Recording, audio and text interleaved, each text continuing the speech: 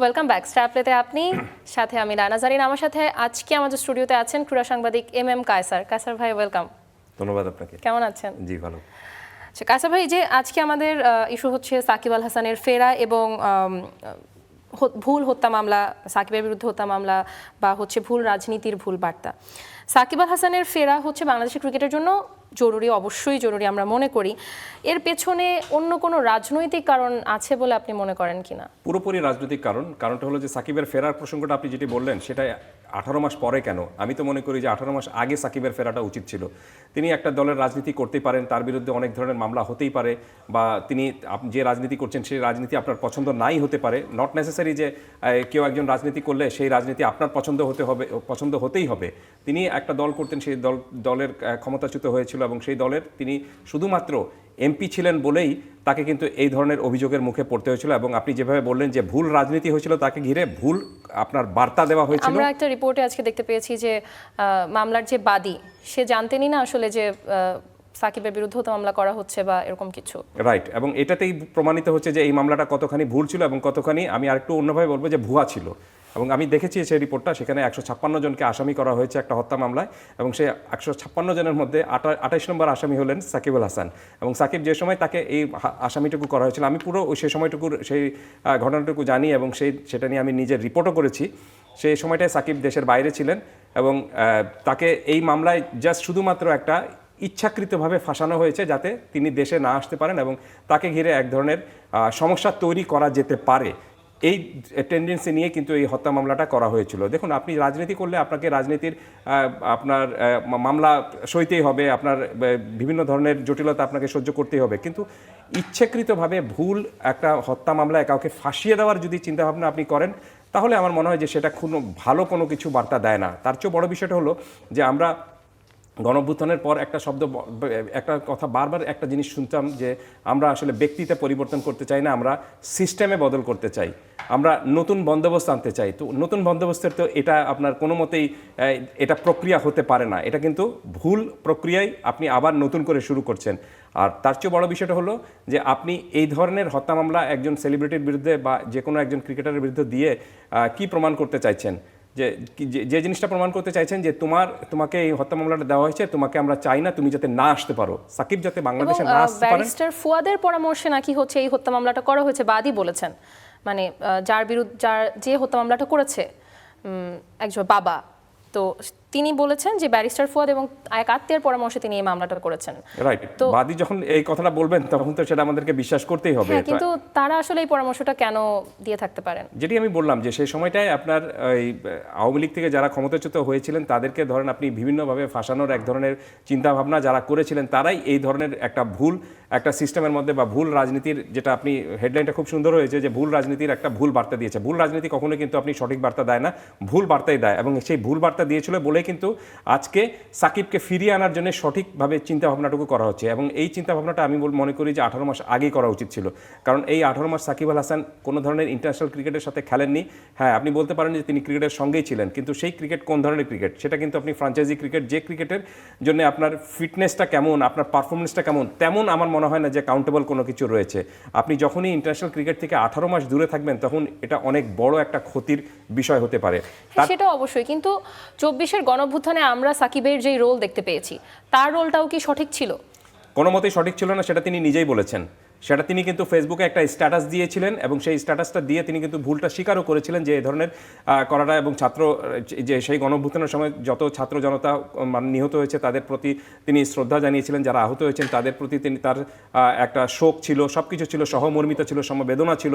এবং সেই সময় যে রাজনীতিটা ভুল, তার দল যে ভুল রাজনীতি করেছে সেটা কিন্তু তিনি ফেসবুকে স্ট্যাটাসে স্বীকারও করেছিলেন। অর্থাৎ তাকে বাংলাদেশে আনার জন্য যেসব পথ বাতলে দেওয়া হয়েছিল তিনি সেগুলো শর্ত কিছুটা হলেও পূরণ করেছিলেন। কিন্তু তারপরও আমি মনে করি যে তৎকালীন ক্রীড়া প্রশাসনে যারা ছিলেন তারা সাকিব যাতে ফিরতে পারেন সেটার জন্য যে একটা প্রপার ব্যবস্থা নেওয়ার উচিত ছিল বা প্রপার একটা পরিকল্পনা নেওয়া উচিত ছিল, সঠিকভাবে পুরো জিনিসটাকে পরিচালনা করা উচিত ছিল, সেটা তারা চাননি।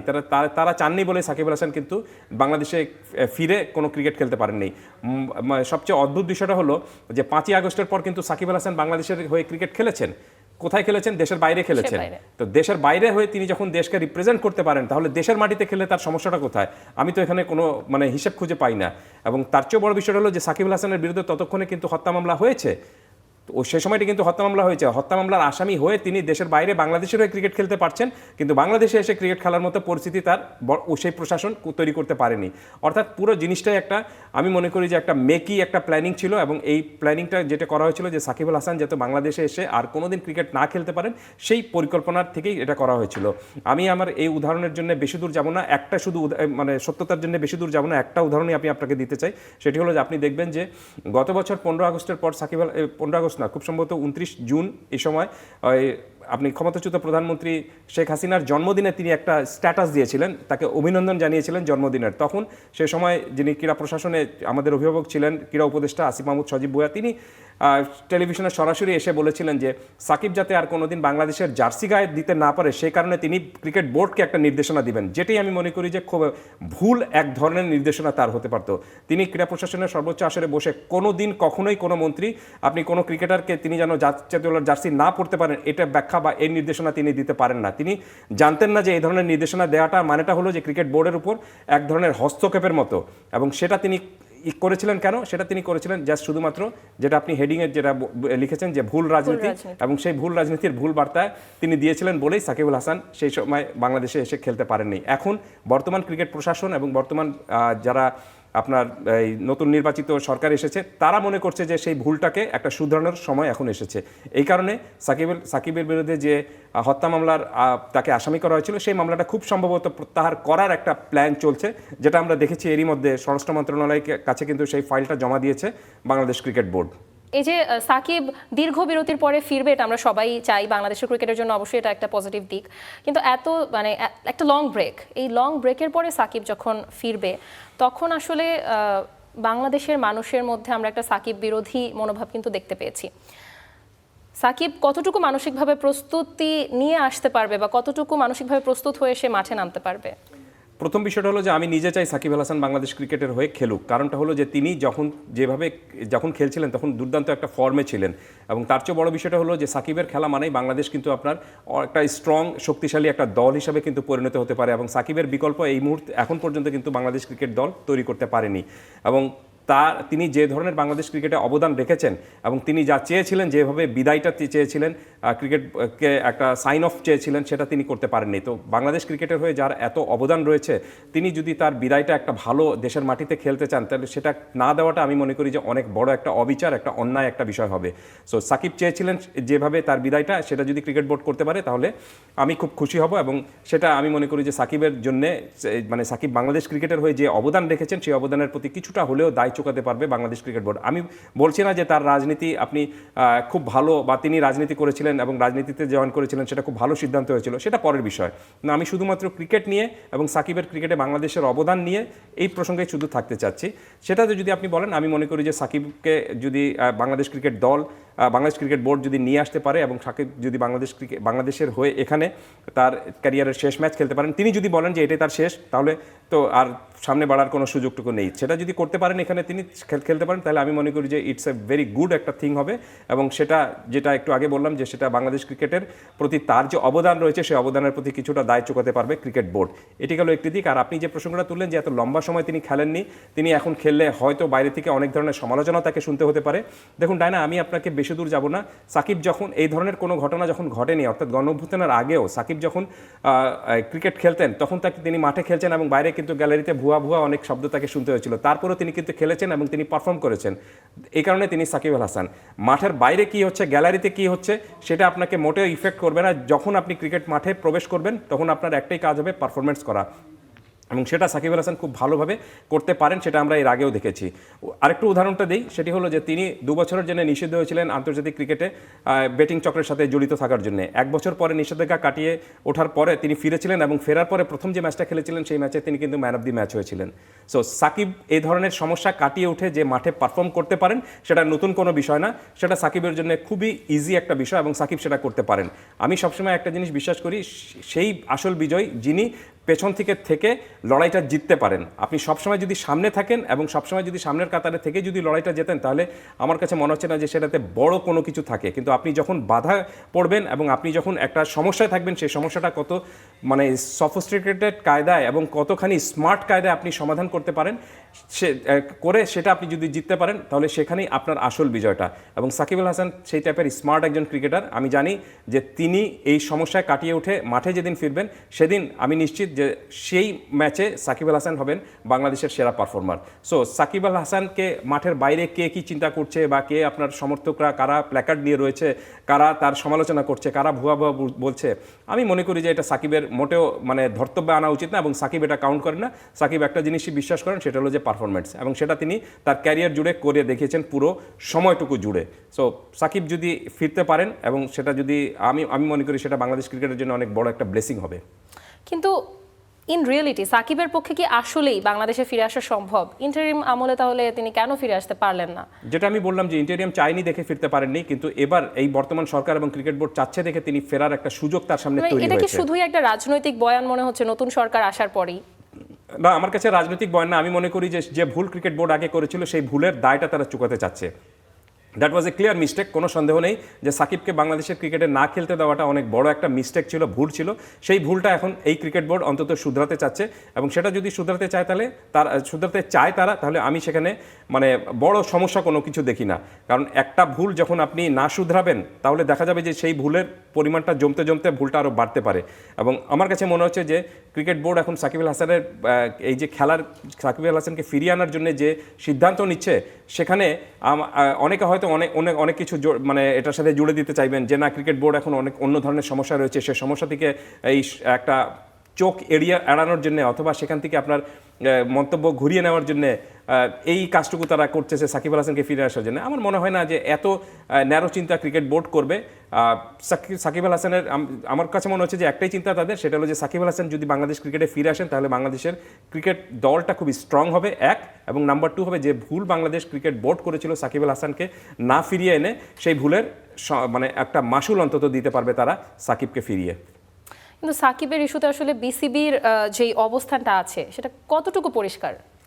আমি মনে করি যে তারা আইনগত যে জটিলতা রয়েছে, সেই আইনগত জটিলতাকে তারা চ্যালেঞ্জ করবে না। এই কারণে তারা আইনগত প্রক্রিয়াটা মেনেই সাকিব যাতে ফিরতে পারেন, সেই ব্যবস্থাটুকু তারা করছে। সো আমার কাছে এখন পর্যন্ত মনে হচ্ছে যে এখানেও আপনার কোনো বর্তমান ক্রিকেট বোর্ড অন্তত সাকিবকে নিয়ে কোনো রাজনীতি করছে, এটা আমি অন্তত বিশ্বাস করি না।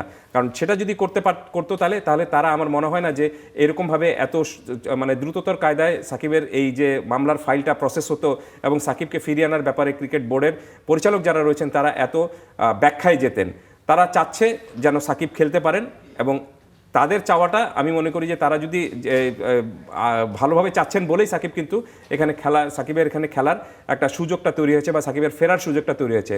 আপনি বরঞ্চ প্রশ্ন করতে পারেন যে বাংলাদেশ ক্রিকেট বোর্ড চাচ্ছে সাকিবকে ফেরানোর জন্য, সরকার চাচ্ছেও সাকিবকে ফেরানোর জন্য, বিষয়টা হলো যে সাকিব ফিরতে চাচ্ছেন কিনা। এক্স্যাক্টলি, আমার পরের প্রশ্ন এটাই হতো, সাকিব আসলে ফেরার জন্য মানসিকভাবে প্রস্তুত কিনা। না, সেটাই এখন সাকিবকে সেই উত্তরটা দিতে হবে। কারণটা হলো যে তার জন্য এখানে এখন ব্যাকগ্রাউন্ড তৈরি হচ্ছে। সাকিব কিন্তু বারবারই বলেছেন তিনি দেশে এসে দেশের মাটি থেকে রিটায়ারমেন্টে যেতে চান।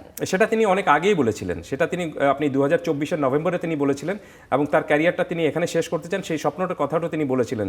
সেই স্বপ্নটা তাকে দেখিয়েছিল তৎকালীন ক্রিকেট বোর্ড এবং ক্রীড়া প্রশাসক, কিন্তু তারা চাইনি বলে সাকিব আল হাসান আসতে পারেননি। সাকিব বিরোধী বা হচ্ছে সাকিবের ফ্যান ফলোয়ার্সদের মধ্যে সামাজিক যোগাযোগ মাধ্যমে বিভিন্ন সময় বিভিন্ন বাক বিতণ্ডা দেখতে পেয়েছি। তারা কিন্তু বিভিন্ন ধরনের মত প্রকাশ করেছে, অনেকে সাকিবের ফিরে আসার পক্ষে, অনেকে বিপক্ষে। এই বিষয়টাকে কিভাবে দেখছেন? না, পক্ষে বিপক্ষে তো অবশ্যই থাকবে। এই যে আমি আপনার এখানে বসে কথা বলছি, আপনি দেখবেন যে কালকে ফেসবুকে আপনি যখন এটা দেখবেন, তখন আমাকে অনেকে সাকিবের দালাল বলতে শুরু করবেন। হয়তো আমি সাকিবের কাছ থেকে বোধহয় অর্থ করি কিছু খেয়েছি বলে সাকিবের পক্ষে এটা কথা বলছি, সেটা কখনোই না। আমি কিন্তু নিজেও সাকিবের বিপক্ষেও লিখেছি যখন সাকিব ভুল করেছেন, কিন্তু যখন সাকিব ভুল করেননি তখন তাকে আপনি শুধুমাত্র ভুলের গর্তে কেন ফেলবেন? সো আমি এই কারণে সাকিবকে কেন্দ্র করে যত জটিলতা তৈরি হয়েছে, সেখানে আমি কিন্তু রাজনীতিক সাকিব এবং ক্রিকেটার সাকিব এই দুটোকে কিন্তু অ্যালাইন করে রেখেছি বা আলাদা করে রেখেছি।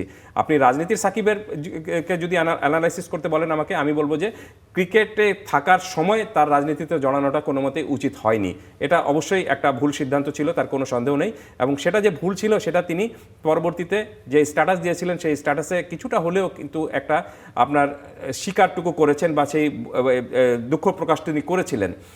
বিষয়টা হলো যে সাকিবকে কেন্দ্র করে, সাকিবের ফেরা এবং না ফেরাকে কেন্দ্র করে ইন্টেরিয়ামের যারা ক্রীড়া প্রশাসনে ছিলেন তারা এক ধরনের রাজনীতি করেছিলেন এবং সেই রাজনীতিতে তারা জিততে চেয়েছিলেন বলেই সাকিব আসতে পারেননি। আসলে রাজনীতি করে কি লাভ হয়েছে? হয়েছে অনেক কিছু লাভ হয়েছে, যে আপনার পক্ষে সাকিব তো বাংলাদেশের জন্য অ্যাসেট ছিল, বাংলাদেশ ক্রিকেটের জন্য, কিন্তু তার ফেরা না ফেরা নিয়ে রাজনীতি করে আদতে কি কোনো লাভ হয়েছে নাকি বাংলাদেশ ক্রিকেটের ক্ষতি হয়েছে? আমি তো মনে করি কোনো লাভ হয়নি, বরঞ্চ আপনি বাংলাদেশ ক্রিকেটের ক্ষতি হয়েছে। কারণ এই ইন মিন পিরিয়ডে সাকিব যদি খেলতে পারতেন তাহলে নিশ্চিতভাবে তিনি ভালো পারফরমেন্স করতে পারতেন এবং তার রান মানে বাংলাদেশের রান, তার উইকেট মানে বাংলাদেশের উইকেট, তার জয় মানে বাংলাদেশের জয়। খুব সম্ভবত নিয়ারলি তিনি 36টার মতো ম্যাচ খেলতে পারেননি এই সময়ের মধ্যে।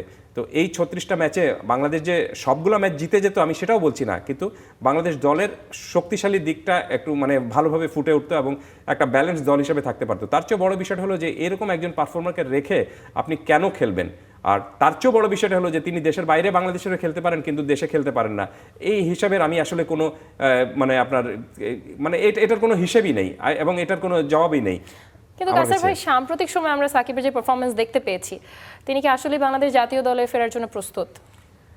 এটা তো আপনি নির্বাচকরা বলতে পারবেন। এবং তার চেয়ে বড় বিষয়টা হলো যে যখন আপনি 18 মাস ইন্টারন্যাশনাল ক্রিকেটে খেলবেন না, তখন ইন্টারন্যাশনাল ক্রিকেটে ফেরার জন্য আপনার যে ফিটনেসটুকু রয়েছে সেই ফিটনেসটাকে মোস্ট ইম্পর্ট্যান্ট একটা জিনিস। ফিটনেসটা আপনি 18 মাস যদি ইন্টারন্যাশনাল ক্রিকেটে না খেলেন, আপনি বলতে পারেন যে তিনি তো আপনি ফ্র্যাঞ্চাইজি ক্রিকেটে খেলেছেন। দেখুন, ফ্র্যাঞ্চাইজি ক্রিকেটে টি20 ক্রিকেটের জন্য যেরকম ফিটনেস আর 5 দিনের ক্রিকেটের জন্য খেলার জন্য যে ফিটনেস রয়েছে সেটা কিন্তু ফার ডিফারেন্স, কোনো সন্দেহ নেই। সো সাকিবের এই 18 মাস পরে সাকিবের ফেরাটা জন্য সবচেয়ে বড় ইস্যু হতে পারে দুটো বিষয়। একটি হলো যে তার আপনার ফিটনেসটা কোন পর্যায়ে রয়েছে এবং তার পারফরমেন্সটা এখন আপনি লোকাল এই ফ্র্যাঞ্চাইজি ক্রিকেটের পারফরমেন্স দিয়ে আপনি ইন্টারন্যাশনাল ক্রিকেটের পারফরমেন্স বিচার কোনো মতেই আনতে পারেন না। তারপর আমার কাছে মনে হচ্ছে তিনি যদি ফিটনেসটা তার ঠিক থাকে তাহলে বাংলাদেশের হয়ে খেলাটা তার জন্য আরও আপনার কয়েক মৌসুম বা কিছুদিন খেলাটা বাংলাদেশের জন্য খুব একটা কঠিন কোনো বিষয়টা হবে না। তবে দেখতে হবে দুটো জিনিস, সাকিব কি চান এক, এবং নাম্বার 2 হলো যে সাকিবকে চিন্তা কেন্দ্র করে বাংলাদেশ নির্বাচক দল যারা রয়েছেন, বাংলাদেশের নির্বাচক দল যারা রয়েছেন তাদের চিন্তাভাবনাটা কি। সে সঙ্গে মনে রাখতে হবে যে সাকিবের কিন্তু বয়স হচ্ছে, খুব সম্ভবত তিনি 40-এর ঘরে পৌঁছে যাচ্ছেন কিছুদিন পরে। তো 40 ঘরে পৌঁছে যাওয়া একজন ক্রিকেটারের কাছ থেকে আপনি আরও কতদিন তাকে খেলাতে চান বা তার কাছ থেকে কী চান সেটা সম্পর্কে আমি মনে করি যে একটা ফুল প্রুফ একটা পরিকল্পনা প্রয়োজন। কাসার ভাই, আপনি নির্বাচকদের কথা বললেন, নির্বাচকরা কি আসলে স্বাধীনভাবে সিদ্ধান্ত নিতে পারবে নাকি তাদের উপর কোনো রাজনৈতিক চাপ থাকবে? নেওয়া তো উচিত অবশ্যই। যদি কোনো রাজনৈতিক চাপ থাকে তাহলে আমি মনে করি যে সেই পোস্টে তার থাকাটা উচিত না। কারণ আপনি যখন একটা দল নির্বাচন করতে বসেছেন তখন পুরোপুরি দায়িত্ব আপনার। আপনি যদি ভালো করেন তাহলে আপনার প্রতি আপনার নামের পাশে গুড মার্ক যাবে, আর যদি আপনি ভালো না করেন তাহলে কিন্তু আপনার পাশে ক্রস চিহ্ন যাবে। এবং এই সিদ্ধান্ত নিতে গিয়ে আপনি যদি কোনো চাপের মুখে থেকে বা নথি স্বীকার করে সিদ্ধান্ত নেন তাহলে তো সেটা আপনার ব্যক্তিত্বের সমস্যা। আমি মনে করি যে অবশ্যই নির্বাচক বা যে কোনো দল গঠনের জন্যে নির্বাচকদেরকে স্বাধীনভাবে সিদ্ধান্তটাকে নেওয়া উচিত। এবং শুধুমাত্র নির্বাচক না, এই আপনি অন্যান্য আনুষঙ্গিক যারা রয়েছেন, বিশেষ করে ক্যাপ্টেনের ভূমিকাটা এখানে অনেক ইম্পর্টেন্ট একটা ইস্যু। দল নির্বাচনে আমি মনে করি যে ক্যাপ্টেনের ভূমিকাটা আরও বেশি স্পষ্টকরণ এবং আরও বেশি যাতে তারা তাদের সিদ্ধান্তটুকু জানাতে পারেন খুব স্পষ্টভাবে, সেই বিষয়টাও ক্রিকেট বোর্ডের মানে সিস্টেমে নিয়ে আসা উচিত। কাসার ভাই, আপনার কাছে শেষ প্রশ্ন, সাকিব আল হাসান যদি এই জায়গায় না হয়ে যেখানে যদি অন্য কোনো ক্রিকেটার হতো তাহলে তার ক্ষেত্রেও কি বাংলাদেশ ক্রিকেট বোর্ড বা সরকারের একই সিদ্ধান্ত হতো? খুবই হাইপোথেটিক্যাল কোশ্চেন। কারণটা হলো যে সাকিবকে বাংলাদেশ ক্রিকেট বোর্ড আনতে চাচ্ছে, যেটি বললাম যে তাকে আনতে পারলে আপনি তার জায়গায় যে আমাদের একটা শূন্যতা তৈরি হয়েছে সেই শূন্যতাটা কিন্তু আপনি পূরণ হতো। So tough question. আমার মনে হয় না যে সাকিব ছাড়া অন্য কেউ যদি অন্য কোনো ক্রিকেটার থাকতেন এবং তার পারফরমেন্স নিয়ে যদি কোনো চিন্তাভাবনা করা হতো তাহলে আমার মনে হয় না যে এত বড় ঝুঁকিটা বাংলাদেশ ক্রিকেট বোর্ড নিত। এটা সাকিব বলেই কিন্তু নেওয়াটা হচ্ছে। কারণ সাকিব, আপনি জানেন যে আপনি যখনই দল গড়তে চাইবেন তখন সেখানে কিন্তু নাম্বার 1-এ সাকিবকে রেখে তারপর আপনি বাকি 10 জনের নামটা লেখা হতো। সাকিবের এই পারফরমেন্সটাই, তিনি যত লম্বা সময় ধরে খেলেছেন, এই পারফরমেন্সটাই তাকে সেই মানে আপনার সুযোগটা তৈরি করে এনে দিয়েছে। সো আমি চাইবো যে কোনোভাবেই সাকিব যদি খেলতে পারেন, ফিরতে পারেন, তাহলে তার প্রতি যে অন্যায় হয়েছে এবং তাকে না খেলিয়ে বাংলাদেশ ক্রিকেটের যে ক্ষতি হয়েছে সেই ক্রিকেটের ক্ষতিটা কিছুটা হলেও পুষিয়ে নেওয়া যাবে। ধন্যবাদ কায়সার ভাই আজকে আমাদের স্টুডিওতে আসার জন্য এবং আমাদেরকে সময় দেওয়ার জন্য। ধন্যবাদ আপনাকেও।